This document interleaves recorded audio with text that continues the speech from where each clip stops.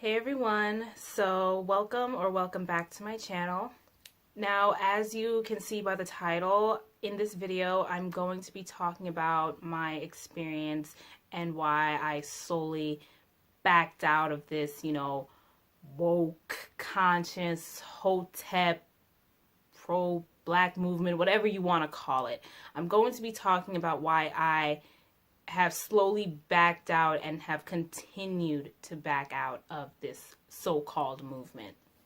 So let's just start from like the very beginning. Now, I experienced my, woke phase when I was like in my my second to last year, my senior year of high school. Instagram was really on the come up. I got my phone. I created an Instagram account.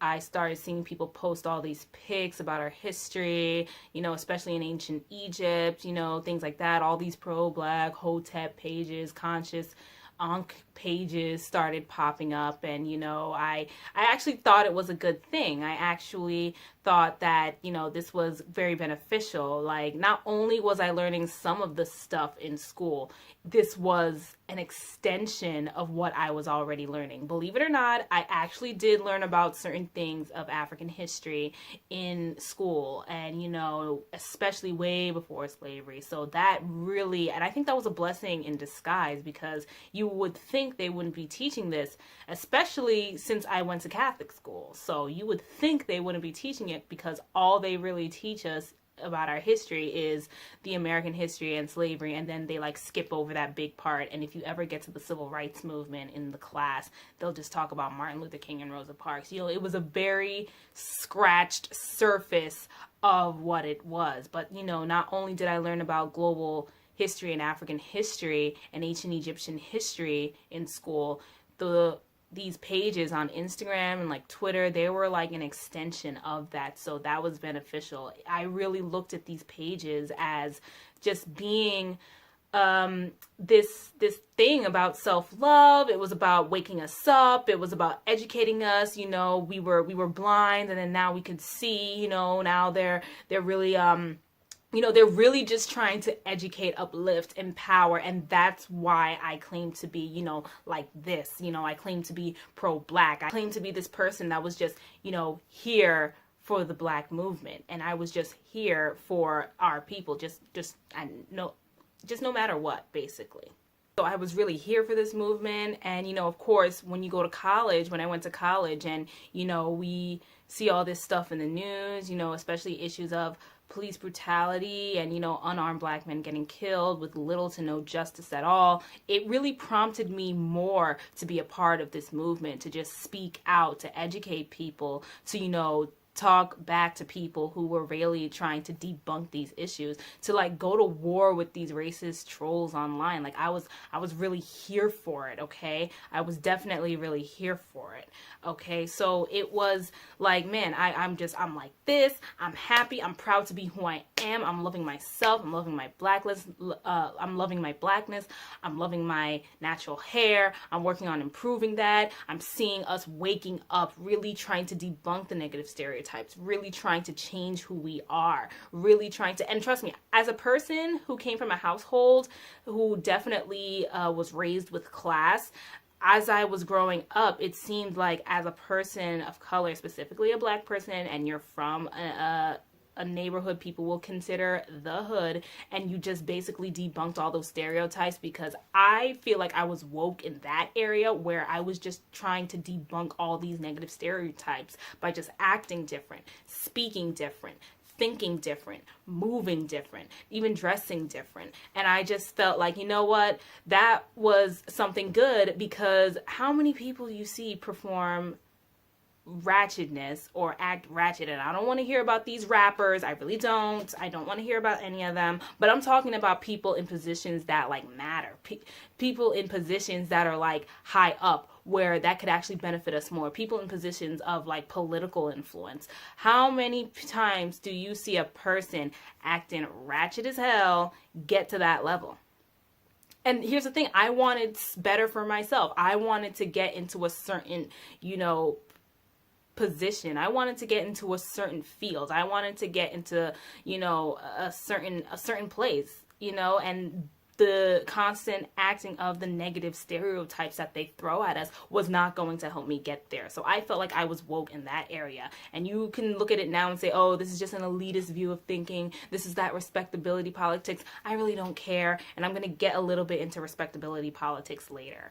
Okay. But I was debunking all these negative stereotypes about us, and somehow that made me not black enough within my community. And I felt like I was woke there. I felt like maybe I was one of the few people who could see it. But with this woke movement, it felt like, okay, we were just blinded by that system of white supremacy trying to keep us down by making us, or, you know, causing us to act a certain way. So it was really their fault. And you know what? Now that we understand that, we're working towards improving ourselves, and we're calling out the negative. Trust me, when I started watching a lot of videos on the internet and seeing pictures on the internet and people posting saying, hey, can we just change our way of thinking? Can we just change our way of acting? That's what I really am looking at this woke movement like. That's what it was. Okay, not just talking about racism, white supremacy, but basically just talking about how we can also change things internally. Okay, then I go to college, and you know, we're doing marches around school. I'm having discussions with you know, different black organizations and black groups, and, you know, multicultural groups, and, you know, giving my input, and, you know, just listening to other people. And, you know, I was, especially freshman year, I was very attentive at these meetings. People said, hey, I see you all the time at the meetings. Have you ever thought about becoming a member? And of course you had to pay to be a member. It wasn't a lot, but I just, you know, the commitment to it, I was afraid I could not be committed to it. So I really was more, I would say, a participant than I was really a member. You know what I'm saying? But anyway, so I was very participating in these groups, and I loved it. You know, even though my college that I went to would be considered a PWI, it was very diverse. Of course, not everyone will find it inclusive. Not everyone found it inclusive. I found out the hard way, like my senior year. It was crazy, but you know, it really was a diverse. There was definitely a mix of everybody. Especially they were international students, so there was definitely a mix of everyone. But it really felt like, although you would consider it a PWI, it really did feel like in somewhat ways a mini HBCU, because you have your many different groups and your many different backgrounds that you can participate and hang out with. Okay, so it's like I did not have to necessarily leave my comfort zone. I can leave and go back to my comfort zone when I wanted in terms of socialization. So I'm participating in these groups, and we're having these discussions. And of course, you know, like I said in one of my videos, there's a meeting that happened where we saw Hidden Colors 3, okay? And of course, that watching those bits and snippets of that documentary really opened my eyes a little more to certain things that I may not have known. I mean, like I said, most of the stuff put in there, I knew. So some people will call it a regurgitation, but there are all types of people who don't know about some of the stuff. So it's probably a video for them.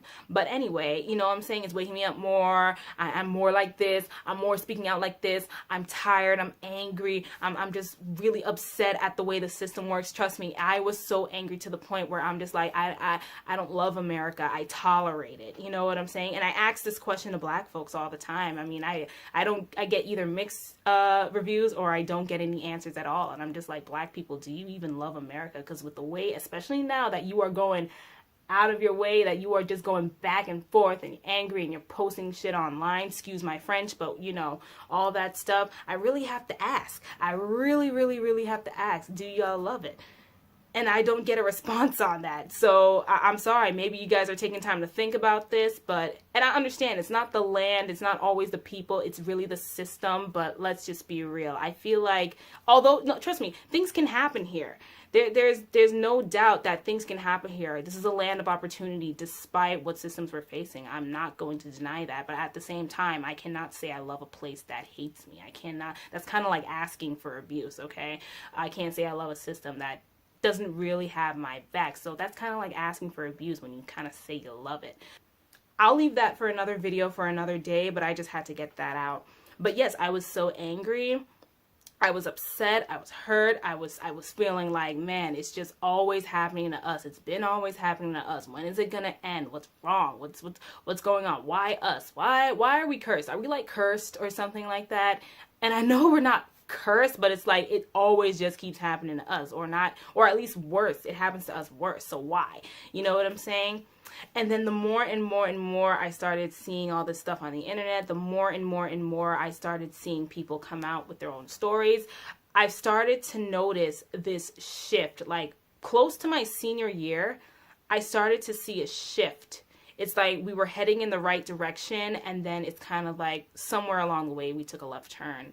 So now you have people like Chrissy online talking about colorism. You have people talking about like, okay, LGBTQ related and women related issues. One of the things I noticed is that when it was always an unarmed black man being shot by cops, you know, we're rallying for them. You know, everybody in the black community is rallying for them. But when it's a black woman, I'm not saying no one does, but the voices do not speak louder for us, for the black females, or for black women, or for the black LGBTQ who really has put in the work to help, who's here for the community, basically, okay?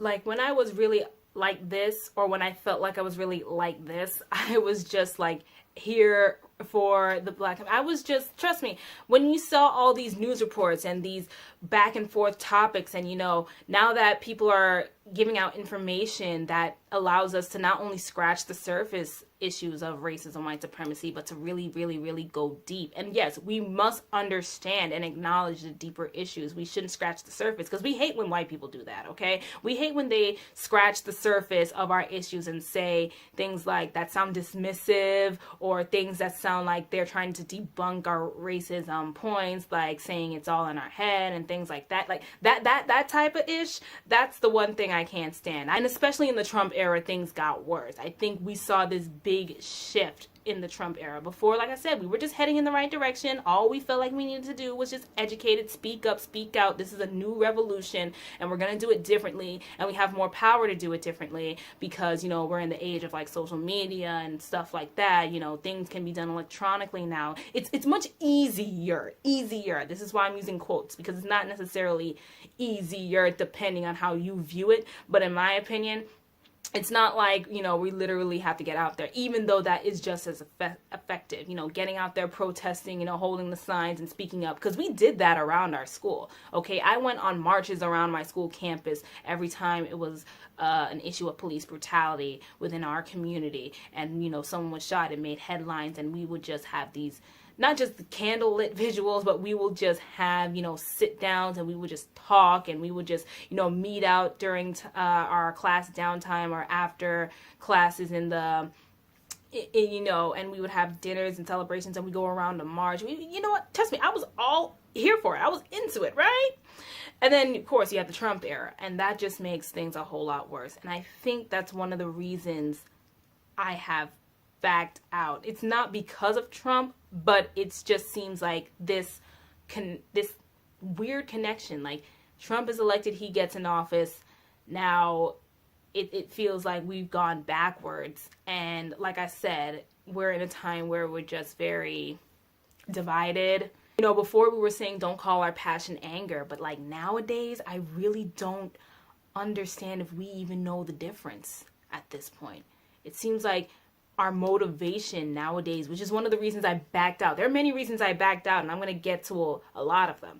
But one of the reasons I backed out of the movement was because, well, not fully, because I'm still here for our people, but one of the reasons I slowly backed out was because it was like, everybody was just letting their emotions and their anger make the decision for them, you know? It was just people, you know, just spewing all their anger out, especially on social media. It was just a very vile community, or at least emotionally vile, okay? I haven't seen anything get physical, but at least it's gotten emotionally vile. And I understand where it comes from. I say we have every right to be angry. Let us be angry. But at the same time, it seems like we let that anger cloud our judgment.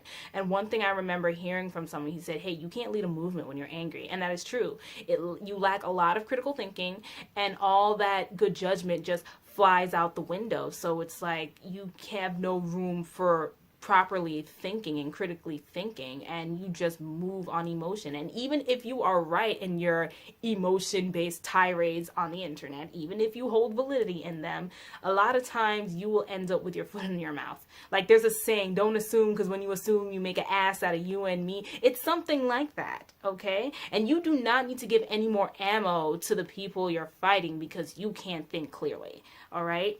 Anyway, yes, so as the Trump era happens, you know, more people are angry. You see a lot more race-based crimes, race-based news stories, race-based this and that. Like you Trump supporters out there are feeling like you're bold now, and it's like the microaggressions have turned into macroaggressions. It's like, you know, people are definitely being overtly more racist, sexist, misogynist, homophobic because Trump has made you bold. And it's not even that he's doing anything for you or actually giving you that power, which in some cases you've already had and always had, okay? It's just the symbolism and the way it makes you feel. Okay, that's the real issue here. That is the real reason why you guys voted for Trump. Everyone keeps saying, oh, it's because of jobs, it's because of this, it's because of that. Well, even if that was your intention to vote for him for jobs, it's not just his intention for jobs to go in the White House with him, okay? He has other agendas. He's pandering to you just like a lot of people pander to us, okay? Get this thing straight, okay, Black folks? Just because Republicans pander to other Republicans, especially poor rural people in like Midwestern states and stuff like that, does not mean they have their back. They're just pandering to them just as much as we get pandered to. So sometimes this is where you have to decipher things and kind of think critically, okay? Don't let your anger be your thought process. Don't let your anger do the thinking for you. And it seems like I said, what started out as us saying, because we don't want people calling us angry or aggressive and we're the aggressor because we're speaking passionately. And I get it. When we're passionate, we get fueled up, right? But one thing about us, Black folks, is that we are kind of an emotional people. Not even kind of. We are a very emotional people. I see it all the time. We really let our emotions do the thinking for us. And that is not helpful. Like I said, like the person who said this, you can't lead a movement when you're angry, all right? And you say, no, it's just passion, but do you even know the difference at this point between your passion and your anger? Do you even know the difference? You may think you know the difference, but sometimes your actions are saying otherwise. What started out as an education platform and what started out as a platform just to promote, uplift, you know, support, encourage, and empower Black folks, it's really just turning into this whole anti-white only space. So when we say things like pro-Black is an anti-white, and I agreed with that topic because I don't have to hate you to love me, you know what I'm saying? I don't have to be against you to love me. I'm just thinking this whole pro-Black movement is really just about, you know, encouraging, educating, uplifting, and, you know, empowering Black folks. And that's just all we're here to do. And doing for self and, you know, supporting each other, supporting Black businesses. We're not hating against you, but we're just saying we need to work on ourselves right now, okay? We need time to heal and we have to work on the internal stuff. That's how I viewed it. But then, of course, you have these angry, butthurt, sensitive, low-life dusties, men and women alike, saying, oh, no. If you're not anti-white, then you're not pro-Black. Because guess what? Anti-white is the system. White supremacy is the system. So technically, I am anti-white. So that's what being pro-Black is. And I can't stand these angry people because they are hard to work with. These are the people you have to fight against, man. You know what I'm saying? You're trying to find a balance, and there is no balance. One thing I noticed about these dusties on the internet, these Hotep Ankh Negro dusties, men and women alike on the internet, which is why I can't stand people like, you know, Tommy Sotomayor and, you know, people like Umar Johnson and, you know, people who talk that I hate white folks talk, even if they don't say it verbatim. You know that's what they mean, okay? Even if they don't say it verbatim. And this is not me caping for white folks' feelings, okay? I say this all the time. I'm in 2019 and beyond, I am not caring or caping for your feelings. But I am going to call some things out when it needs to be called out on any side. Nowadays, I have found myself more neutral. At first, I was all the way 100% on the Black folks side, no questions asked. When I heard about problems that we have within our community, whether like it be homophobia, colorism, we don't support each other in businesses, I tried to assuage that out of my mind. I try to just shift that out of my mind and saying, hey, I've never had that experience. I'm not like that. I support everyone here. And I think maybe, okay, yes, we've been through our issues, but now that we know them, let's work on trying to fix them. Let's work on healing internally. And that's what I thought this woke movement was about, okay? And like I said, with all this anti-white people, anti-white talk, I'm just thinking, okay, I understand where that comes from. You're really just speaking out of anger. But then again, like I said, there is no balance. I became so much more neutral now, and you know what? It seems like that was too much of a compromise for some people in this woke movement. It really was. If I'm not all the way over there on their side, apparently I'm against them. You know what I'm saying? And the problem was that I've been able to relax, think critically, and just, assuage my consciousness of certain toxicity, even if that had to come from the Black community, okay? There was a saying that sometimes when you're fighting for Black people, your biggest obstacle is other Black people. And you know what? When I first read that, I'm saying, yeah, these Coons, these Ben Carsons, and these Stacey Dashes, they're the reason. Yeah, we got to fight against them. But now I realize it's not just them. It's the same so-called woke and pro-Black individuals like Umar and like Brother Polite and I'm just calling people out. It doesn't have to necessarily be them, but it's people like them as well, okay? It's really these woke folks, I call them hoteps, foteps, and noteps. These hoteps, foteps, and noteps, okay? It's really these people that you have to fight against when you're fighting for Black folks, because you could be all on the same page, we all want the same result, but when our means to get that don't always coincide with each other, then apparently we're against each other. Okay? I say this is like a game of math. It's like a game of chess. Like, you can move either way. You can find many different ways to solve the same problem and get the same results. Okay? Because we all want the same result. But some people just have a different way of going at it, and because certain people don't agree with it, and I understand you're fearful of what the outcome may be. In your mind, you're thinking, if we go this way, chances are we won't get the end result. So our best bet is to go this way in solving our problem. What I notice is that Black people, say what you want, but it's true. Black people, we want the one surefire answer that's going to solve a plethora of our problems. That's like the main reason a lot of you are really pissed at Obama and claim he did not do anything for us, okay? Obama pulled us out of recession. He donated like $1 million to colleges, okay? Gas has been lower than we've ever seen it. Just because he didn't put something in law solely for Black folks, and I don't know why I use quotes, but that's what it is. You were mad that he didn't speak and do anything solely for Black folks and only for Black folks. Let's just be real. On another hand, you're not the only ones who backed him up. You're not the only ones who voted for him. I guarantee some of you, if not a lot of you, didn't even vote. So my thing is too, especially the people who claim to be apolitical, like, I'm not political at all, it doesn't matter who's getting in office, no one's coming to save us. Well, one, stop looking for a savior. Okay, stop looking for the one person to solve 400 years of your problems. Stop looking for the one person to solve a plethora of your problems. And two, if you want to keep being apolitical, shut the F up about politics. I'm really so sick of these people saying, I don't do with politics, the government's evil. Just shut up about it. Stop talking about it. What you really are looking for, the real reason you're talking about it, because you need these clicks, likes, views, shares on your social media, because that's probably your only source of income, okay? What you're really pissed at is that you're still at the bottom and nothing has changed for you in 4 to 8 years. That's what it is. And what I've come to realize is that, unfortunately, as much as we would love to see a Black person and a Black man in office do it for us, 400 years of our problems just isn't going to go away in 8. It may be reduced. Things are getting better, but because it's not happening overnight, because it's not happening like that, that's what we're really pissed about. That's what most of you Ankh Negroes are really pissed about, okay? Say I'm lying, say, a bunch of other stuff that I missed in, but that's the real reason, okay? That's another reason I backed out of this movement, man. I look back at some of the things that I agreed with, and I'm just saying, man, maybe if I thought about it this way and not let my emotions get in the way of it, I probably would have been able to try and decipher what this person was saying, okay?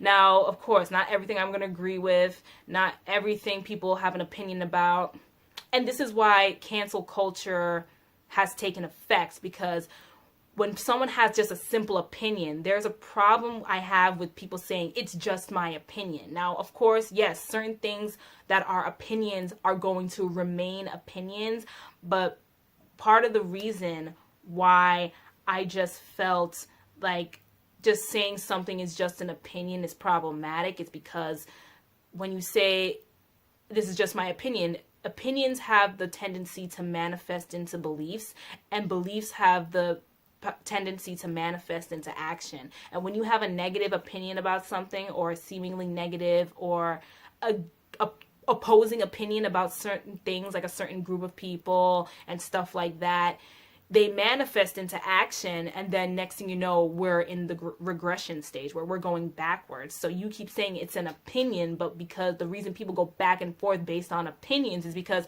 opinions have the tendency to manifest into actions. If you have a negative opinion or an opposing opinion about the LGBTQ community, even though you feel like you're being fair and balanced, if you have a negative opinion about like black people, black women, Latinx groups, women, and things like that, and all those, you know, liberal sources of liberal topics, if you have opposing opinions about that, those have the tendency to manifest into action, okay? Then next thing you know, you're voting for people like Trump because he shares those same opinions as you. So this is why I have a problem with people saying their opposing opinions to certain marginalized groups of people are just opinions, because they don't always just stay opinions. But anyway, like I said, okay, so I backed out slowly but surely I backed out. One of the reasons I backed out started because I remember being very sick, or feeling just very, very lightheaded, weird, and, you know, I checked myself into the hospital twice. And this is actually a situation that kickstarted my health journey. So I stopped eating meat. I was eating junk food less and less. I was watching what I was eating, you know, lost weight, started working out, started just living a healthier life. And one thing that it does for you, one thing I noticed about eating cleaner was the fact that, you know, I swear it changed me mentally. It really changed the mind. They say there are foods that are good for your brain and stuff like that, you know. It really allowed me to sit down and think, because those junk foods, let me tell you, sometimes it really isn't what you eat. When you eat all that processed stuff, that junk food crap, man, I'm telling you, not only does your body feel bad and your body look bad, but so does your mind, and so does your brain and things like that. So one thing about eating cleaner, and because I was feeling so weird, I said, okay, let me cut back on my stress. Not only was I dealing with issues in school, which is just a natural, you know, stress inducer, okay? One thing about that was, because since I was just feeling so weird and anxious, my body wasn't feeling right, I just said, you know what?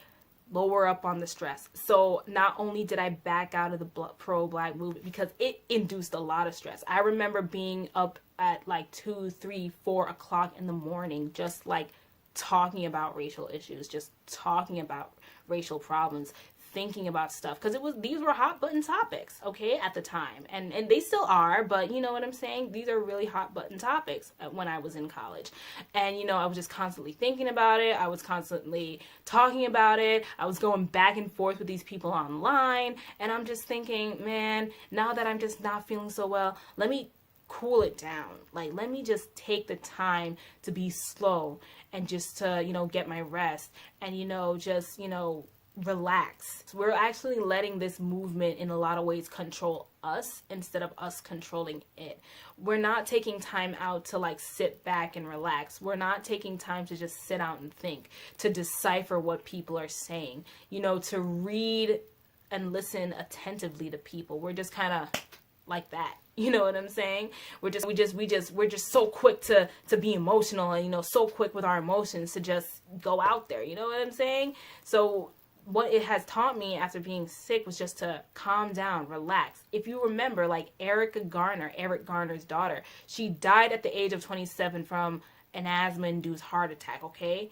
Now think about it. The woman was already overweight. They say like certain health problems are definitely linked to obesity, okay? We've seen that. That's no secret. She was definitely overweight. She was definitely already had asthma. She was definitely fighting this movement. And I'm really tired of people saying she was like a martyr because she died. she has to take time for herself. One of the reasons I backed out of this woke movement, because it seems like you taking time for yourself and just saying, hey, let's put the armor down for a minute and just rest. Even soldiers who fight, they have to rest. We need to rest. And we are guilt tripped, especially Black women, okay? We are guilt tripped for doing that. And that's a reason. It seems like, man, I have to pick up the armor all the time. And I felt like I was doing that, even mentally. I couldn't focus on a lot of things that I needed to focus because issues of race were always in the back of my mind. And in a way, they still are. There was no not thinking about it for a day. Like, you could say that, oh, Erica Garner, she's a martyr. Look at how she fought for the movement. That's always a way to, like, console them and to say, yes, when you die for the cause, you were really about that life. She didn't have to die for the cause to be really about that life. I am so sick of hearing the whole dying for your cause means you were really about it. No, you can live for your cause and really be about it. Because in my opinion, if you die for the cause, I feel like we're past that era where we should die for the cause. Because if we die for the cause, then what was the point of the cause? We should be able to live for the cause and see our cause come to fruition, okay?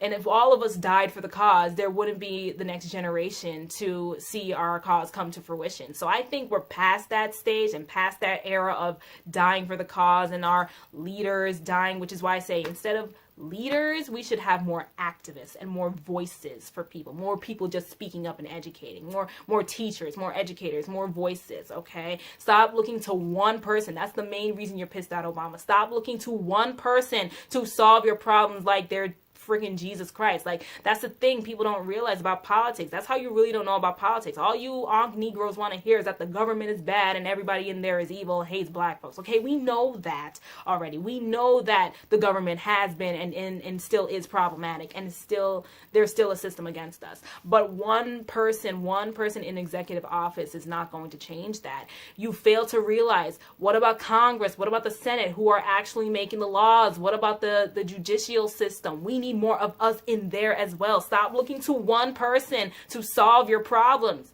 And then you come back at the person who's criticizing you with the truth, telling you this, that, oh no, Obama could have done something. La, la, la, la, la. If I was president, because, you know, I heard Umar saying, oh, if I was president of Black America, if I was, first of all, looking at you now, I would not vote for you, one. And two, if you are so against politics, why even, like, do a president thing? You're not trying to be president, you're trying to be a dictator. And that's the thing. Some of you guys come off just as dumb as these white supremacists, and you don't want to be compared to them, but in some cases you are coming off as one of these white supremacists. You look at the president as being a dictator. They are not dictators, okay? Fortunately or unfortunately, they are not dictators, okay? That they can't just snap their fingers and do whatever they want. And you know that Congress was going to come down hard against Obama. You know that was going to happen. That's one of the reasons he couldn't get so many things done for us, even if he wanted to, because Congress keeps getting in his way. Look how hard he had to fight for healthcare. I keep saying it. Look how hard he had to fight for healthcare. He had to make a compromise saying, okay, we're going to make this healthcare system work by state. And I know not everyone is fully covered, but in life, you're not going to get 100%. Unfortunately. And we've always tried that. We've always tried to get the 100%, but that never works. It never works. Unfortunately, trust me, take it from someone who doesn't have health insurance, but who has had health insurance based on a job, okay, based through a union, okay? Currently, I don't, but like, think about it, okay? This is what I mean. We let our emotions cloud our judgment, and we've always been doing that. Even in the most simplest form, we've always done that. And this is why I backed away, because some of you guys nowadays are just sounding so stupid. Another reason I backed out was, you know, now that I was lowering down, I was cooling down, I was relaxing, I was taking the time to think critically, I was taking the time to be a little more neutral. I think nowadays I am definitely more neutral, as I said before, okay? Nowadays, I am more neutral. So I was just being neutral. I was thinking critically. I was trying to find alternative ways to solve our issues. I remember one time there was a post, Instagram story from this one activist that I followed, because they would write like all these long dissertations, and they were in NYC. So apparently they were originally from California, and they moved to NYC. And I'm like, you know what? I rep anything NYC. I love a lot of NYC affiliated stuff, especially if it connects with me. Okay, I felt cool, right? This person is like me. You're here for the black woman. You're here for the black movement. You're here for it, right? So I followed this person immediately, okay? Followed them immediately.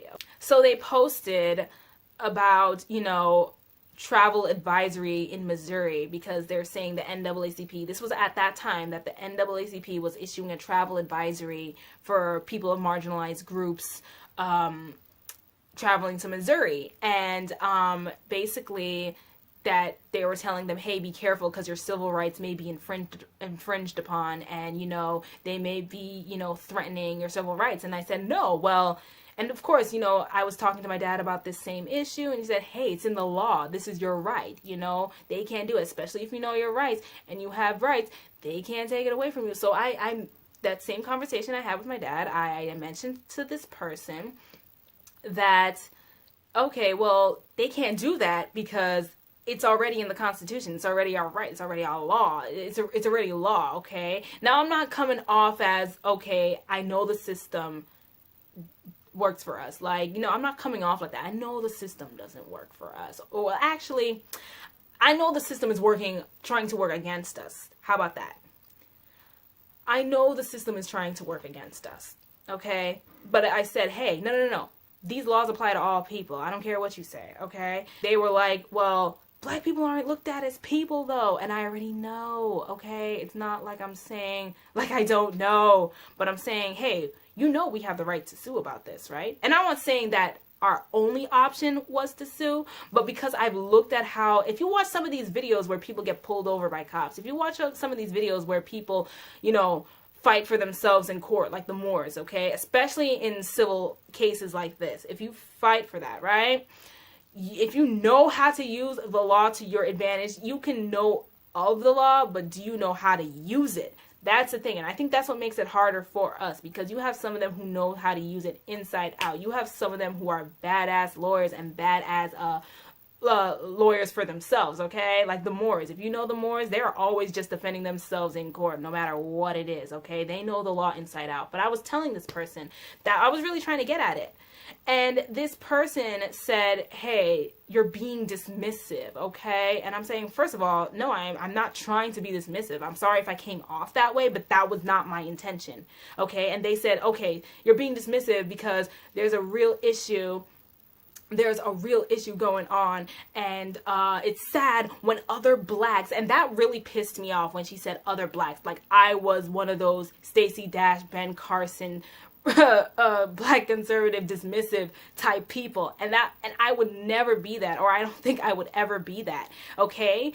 And it kind of hurt. It not even kind of, it really hurt. I was pretty much in tears going back and forth with this person, calling me dismissive, saying like, you're being dismissive because you're just saying, oh, all we have to do is sue. We just need to sue. Just sue. I said, no, I didn't say just sue. I said, we have the right to sue. This is why I say, like, look, believe what you want to believe about the system. Unfortunately, if you use it to your advantage, you will be surprised at some of the things you can achieve. Because we've seen those, far and few between, but we've seen those news reports of how black folks have made the system that worked against them work for them. We've seen that, okay? And that's what I was meaning by that, okay? And I was even explaining, like, hey, this has happened before. I know that black folks get pulled over more than anybody else. I know this. I am not dumb or blind to it, but I'm offering an alternative way of doing things that maybe we overlook because we don't even try. And so I'm thinking, okay, I apologize if I came off dismissive, but that wasn't the point. And they just dismissed me. They were saying, hey, I'm done with you. Goodbye. And you know what? I mean, surprisingly, they didn't block me because they come off as that type of person that would just easily block this person. But they just dismissed me, okay? And, and I also noticed when I was going to ask them questions, just based, not even about this topic or these topics, just little itty bitty things. I was pushed back. I was pushed away. I was called annoying. I was, I was received attitude. And you know what? I eventually unfollowed them. Yeah, and occasionally I went back to their page. You know, sometimes they put their pages on private so you can't get in. Sometimes it's public. But you know what? One of the reasons I have backed out was because I felt pushed away. And then I say, you know what? Looking back on it, I say, you know what? Now I understand why you have some of these Black Republicans, especially, you notice how the darker they are, it's like the more they're Republican, the more they're, I don't know if I see too many like lighter skinned Black Republicans. A lot of times, well, maybe not a lot of times, but I do see a number of brown and darker skinned conservative Black folks, and some days I wonder why.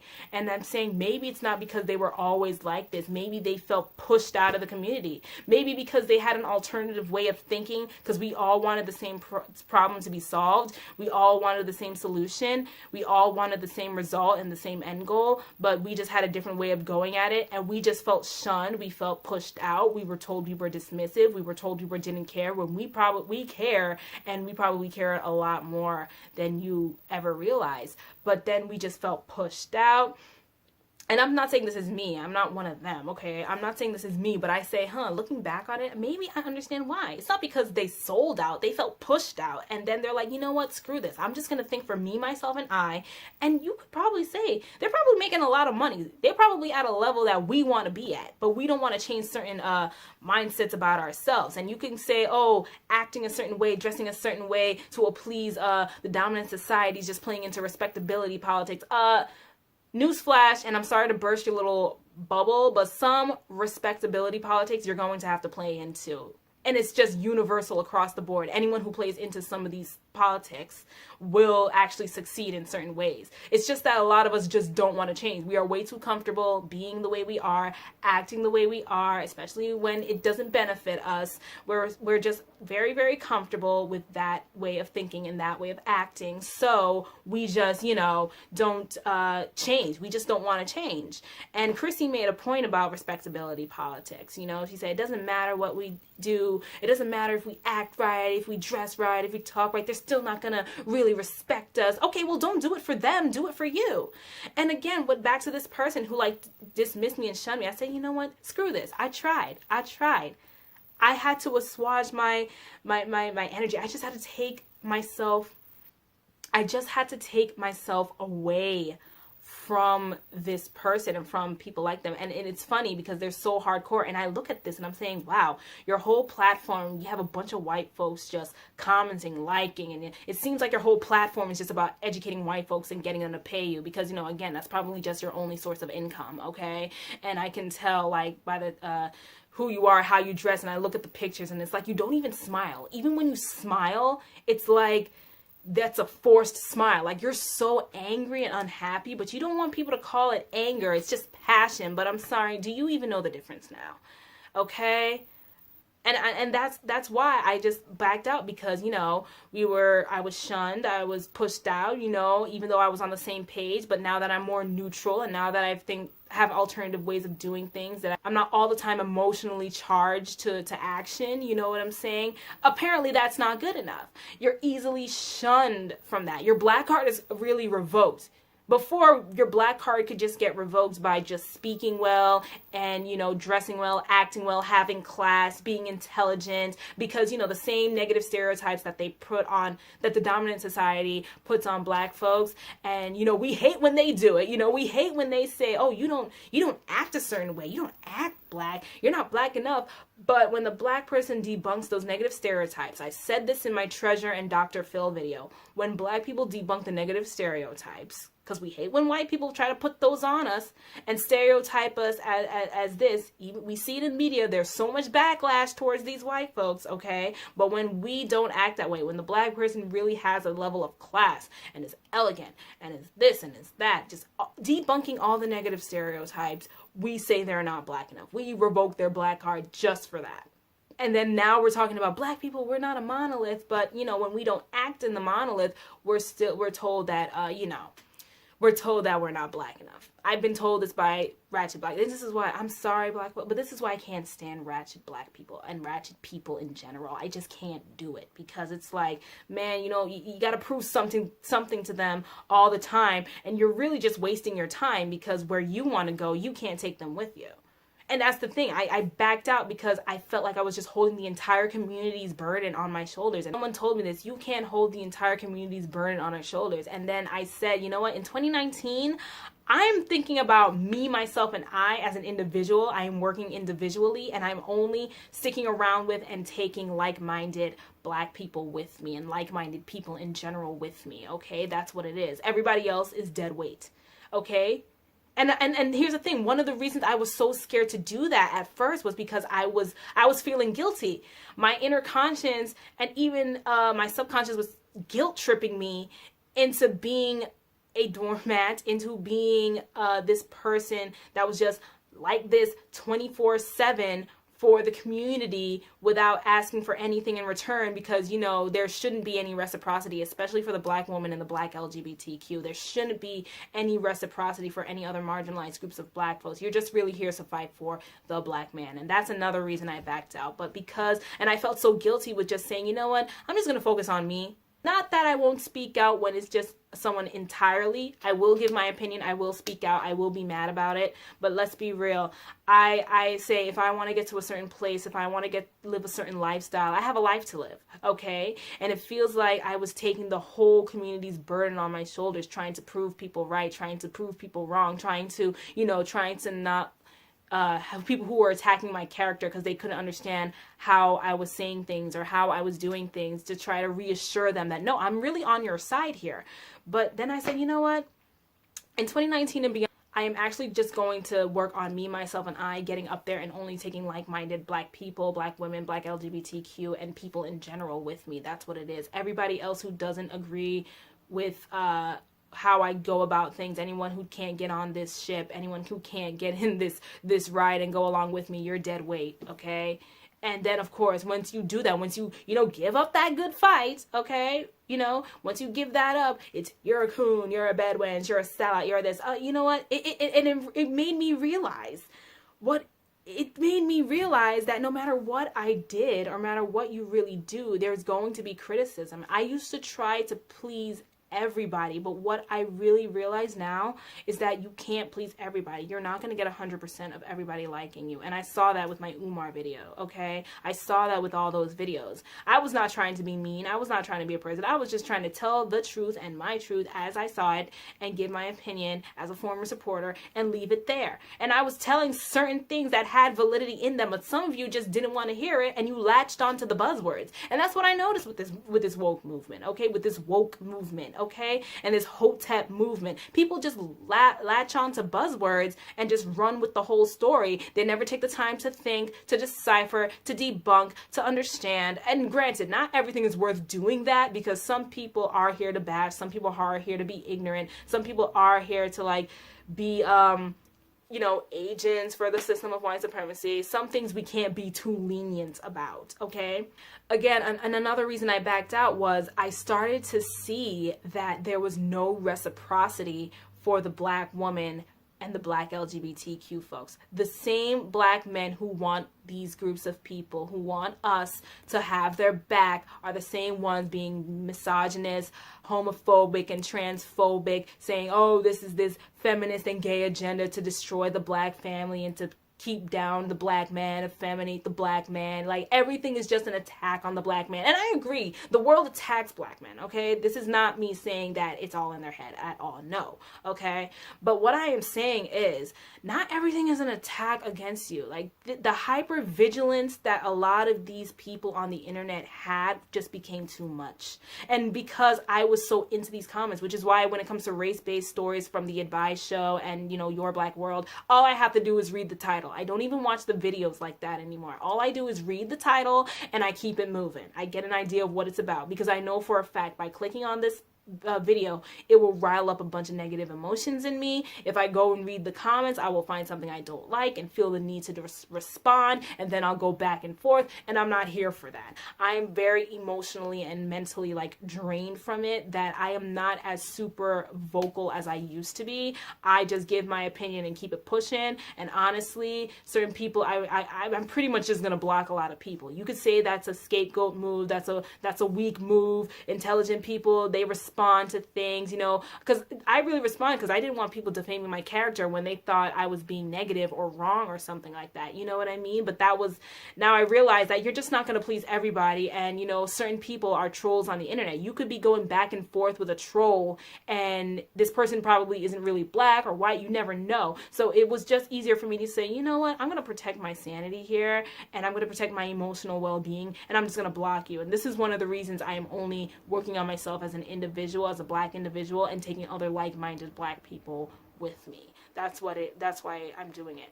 Yes, like, again, there was no reciprocity for the black woman or the black LGBTQ, and I'm just going to tell you this right now. You may not want to hear it, some of you, but let's just be honest. The majority, the main people who I see using their voice and platforms and putting in that work are the black woman and the black LGBTQ. I'm not saying no black man does it, but with the way you dusties on the internet, you hotep, fotep, and noteps on the internet do it, it's always bashing the black woman, or, you know, you'll uplift the black woman, you know, to get them to support you, but, you know, you really either don't have her as a partner, you have either mixed or biracial kids, you are very hypocritical with that, talking about the black woman's God, but date outside the race, and apparently you can't be pro-black when you do that, okay? I used to think, like, hey, because pro-blackness to me was just, you know, I'm just here for the people no matter what, okay? I don't think that has to really be limited to who I date. I really didn't think who I date played a part in that, but apparently it does. So I guess I am not pro-black anymore because I am a person who likes to be open to different groups of people, because I was told don't ever put all your eggs in one basket. And this is not me caping for them, because I will call other people out when it's time to, okay? I'm actually going to make a video calling some other people out. So just stay tuned, all right? So anyway, yes, there was no reciprocity for the black woman or the black LGBTQ, and it just seemed like every time you had an unarmed black man get shot, we're the frontliners. Black people and black women and the black LGBTQ, we are the frontliners. We are either front and center at the marches. We are the ones speaking up out loud and proud. This is what I meant by 3 queer black women started Black Lives Matter. You can say it was funded and it's funded by George Soros. He's an evil white man. He's an evil Jewish man, whatever it is.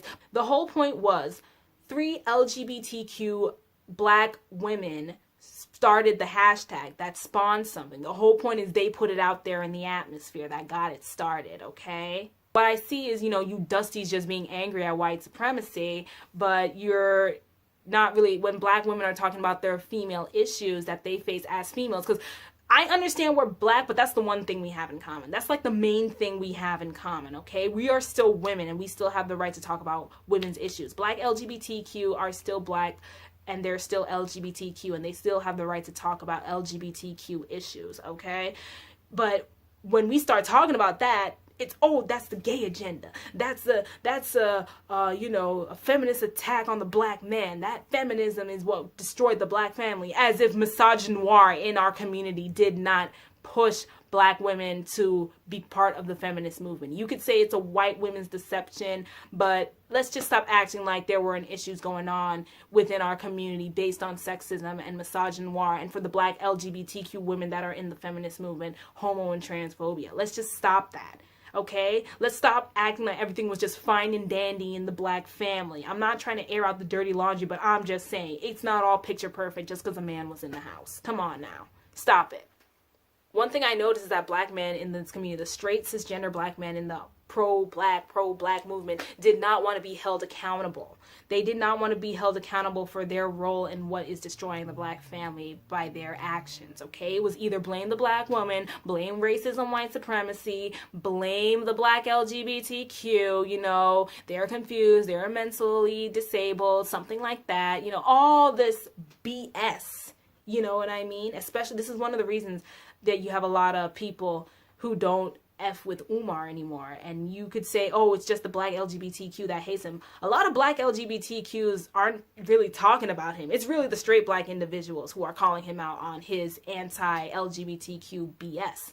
I remember a woman at a conference, at a lecture he was at, you know, she stood up and said, hey, I'm one of those feminists, you know, LGBTQ supporting folks that you hate and stuff like that. He was like, I never said I hated them. You didn't say that verbatim, but you definitely said it, okay? You definitely your rhetoric says otherwise. You said things like, oh, they've been molested, that's why they're gay. And there is such a correlation against that. There may be, yes, like I said, it may cause sexual orientation confusion, but it is not the main reason. You have a whole bunch of LGBTQ individuals who have never been sexually assaulted and they identify as LGBTQ. Okay? So you just sound stupid like that. This is one of the reasons people don't believe you're a psychologist. But whatever, I did not mean to name drop.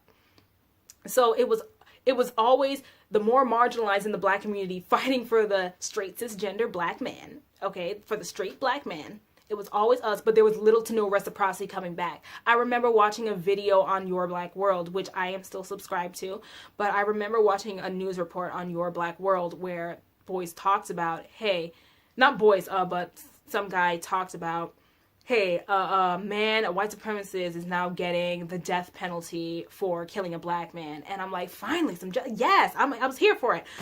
All I saw in the comments section, the majority of the comments section was, oh, the only reason he's getting justice is because he's gay. The gay agenda. Oh my God, only the gay black man's getting respect. Oh my God, it's like you gotta be gay to get respect. And let's just be real, just because it looks that way, it's not always that way. How many black trans women have been killed and where's the justice for them? So please miss me with this gay agenda thing. And what I found very funny is you can't just say, finally, we got justice for this black person. This black person was not even black because he was LGBTQ.